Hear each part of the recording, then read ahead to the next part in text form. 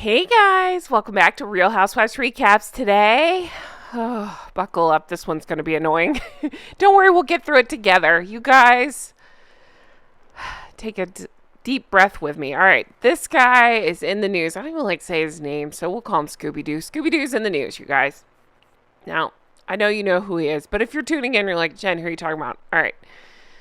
Omid Scobie is, I don't know, what is he, self-appointed royal biographer? I don't even know. I don't even think I'd give him that title.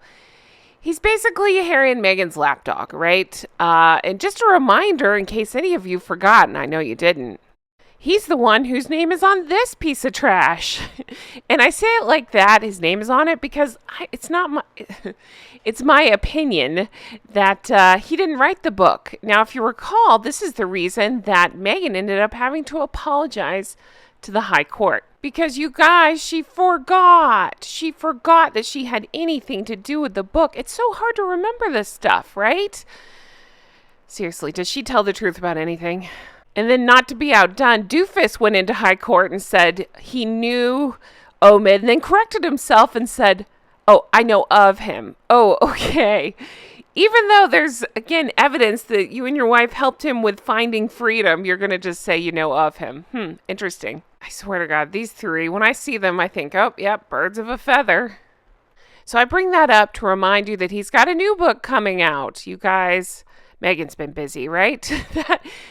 What do you think she's had to fill her time with since she had to quit working that 1 hour a week on the podcast? So he's touting this thing as, you guys, I cannot, with the royal family's fight for survival. Now, I want to remind you that in his first book, again, total bullshit, Finding Freedom, it's about, he calls it a modern royal family. He's talking about Harold and Fraud over there. That's what he thinks is the modern royal family. I don't think the royal family is the one fighting for survival. I don't see them giving bullshit interviews and telling lies on Oprah and doing podcasts. It seems to be all Harold and Fraud that are fighting for survival. They're the ones with the negative likability score, whatever that is. I would assume that if Omid was on that list at all, he'd be right there with them.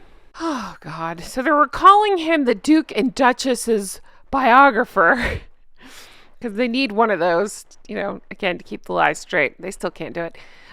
Revealed that he has set his sights on Prince William in his upcoming book. Now, isn't that interesting? A new poll that came out a day ago shows that Prince William is among the most popular of the royals, right there behind the Queen. Now, it's not his end game you need to worry about. But this guy needs to worry about his end game, because look who he's hitched his wagon to, right? These two horses on the right, horses' asses. So, yeah, I wouldn't worry about William. I'd worry about who you pick to side with. I mean, seriously, he's got a vested interest in this. Of course he's going to write that, oh, the monarchy's in trouble. Oh, no. What's going to happen with William? Because he needs them to do poorly. He needs Harry and Meghan to do better, because they're plummeting in every poll ever. And again, he's who he's attached his name to. It's the whole sinking ship that comes to mind. So in this idiotic new book, he has decided to feature a chapter on William called Gloves On, Prince William, Heir to the Throne. I'm sorry, where's the chapter called They Lie About Everything, Harry and Meghan? Or Elderly Abuse, Harry and Meghan? So he decided to go ahead and share the chapter list names, which I'll be reading for you now. You ready for this? Chapter 1, The Queen and Her Piper, Elizabeth II's Final Days. Anybody else feel so disgusted by this and that he should keep her name out of his mouth? Yeah, me too. Chapter 2, Shaky Ground, The Queen is Dead. The monarchy faces trouble. Again, keep her name out of your mouth, and that's just a really disrespectful title. Chapter 3, Oh God, I Hate This, King Charles's Mirror. Chapter 4, Remembrance of Things Past, the ongoing campaign to make the royals great again. Do you see what he's doing here? Again, he's putting them down to try to build up Harry and Meghan, because that's who he's attached his name to. And again, We saw where Meghan had to apologize because she conveniently forgot that she helped him with the first book, so her grubby little mitts are all over this one as well. Chapter 5, Baggage, the lingering trials of King Charles. Chapter 6, the fall of Prince Andrew, scandal, shame, and silencing Jane Doe. Chapter 7, Race and the Royals, institutional bigotry and denial. Chapter 8, Gloves On, Prince William, heir to the throne. Chapter 9, Gloves Off, Prince Harry, man on a mission. There are so many things that disgust me about this guy. But the idea that he is going to talk to anybody about race. And again, let's think about that Meghan had a heavy hand in his first book, and I'm going on the assumption that she's involved in this book as well because I have a brain. The fact that either of these two, him or Meghan, are going to have any kind of conversation about race when clearly they've changed things to, you know where I'm going with this, to change how they identify, right? The fact that they're going to say anything about race is just, it's completely disgusting to me and shows how blind and clueless they both are. As I mentioned before, I'm completely disgusted by this. Seeing the chapter names is making it even worse for me. I'll do whatever you guys want to do. I say we pay it mostly no mind. I can cover some of the, I'll say, lowlights of it if you want. We can do that. I don't recommend buying the book, but you do what you want to do. But we can just kind of have a group discussion about it. If you want to do it that way, I'm open for suggestions. If you want to ignore it completely, I'm good with that too. Whatever you want to do, I'm here. Just remember that this book was delayed because he wanted to include more information about the coronation and all of that stuff. So you can just imagine what point of view that would be from. The idiots on the screen, perhaps? Yeah, I think so too.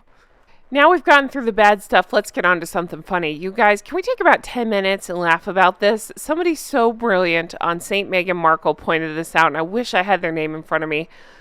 Oh my gosh. Okay, so they pointed out that Meghan staring at Harry like this reminded her of how the Duggar lady looks at the Duggar guy. I don't watch that show, but you know what I mean?